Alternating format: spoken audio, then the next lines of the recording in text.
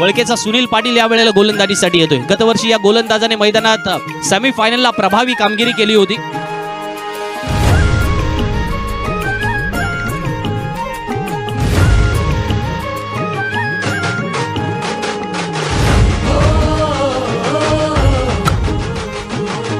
क्षेत्ररक्षण ही महत्वाची बाजू या वेळेला जोडावी लागेल.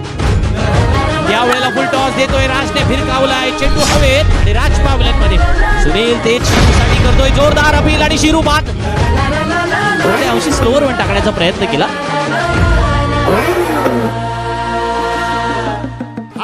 टप्पा पडल्यानंतर चेंडू उचलतोय, सर्व विकेट किपरच्या हातात गेलाय.